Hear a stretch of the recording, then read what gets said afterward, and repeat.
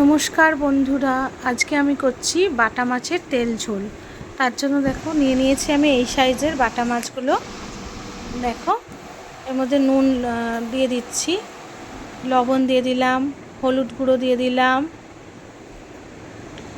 এবার পাতিলেবুর রস চিপে দিয়ে দিচ্ছি।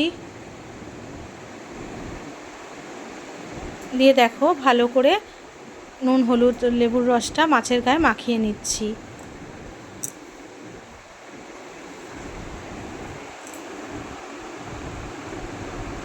দেখো গ্যাসে কড়া বসিয়ে দিয়েছি, কড়ায় সর্ষের তেল দিয়ে দিয়েছি।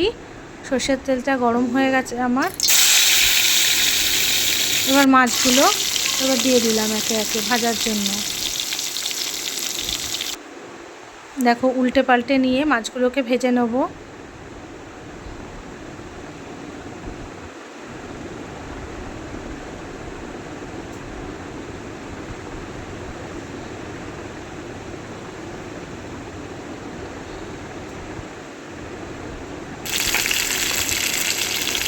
দেখো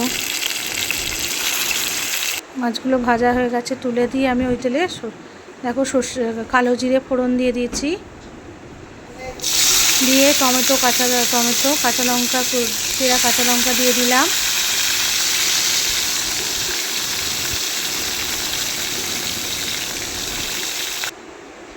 দিয়ে ভালো করে নেড়ে নিচ্ছি।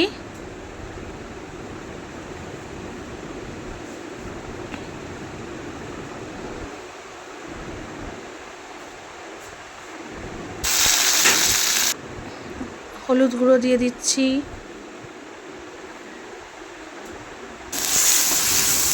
দিয়ে ভালো করে নেড়ে নিচ্ছি।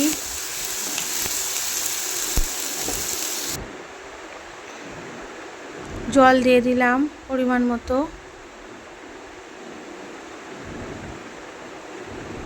দেখো নিয়ে জলটা একটু ফুটে গেলে মাছগুলো দিয়ে দিচ্ছি এর মধ্যে। ভাজা মাছগুলো দিয়ে দিলাম।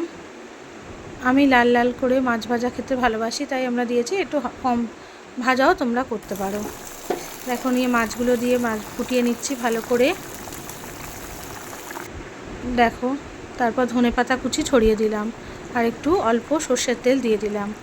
গরমে এরকম হালকা তেল ঝোল খেতে খুব ভালো লাগে।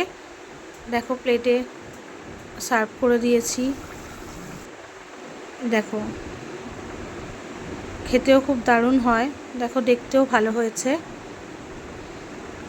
গরমকালে ভাতের সাথে হালকাভাবে এরকম তেল ঝোল করে বানিয়ে খাবে, খুব ভালো স্বাস্থ্যকর। দেখো আর এই রেসিপিটা বাড়িতে অবশ্যই ট্রাই করে দেখবে।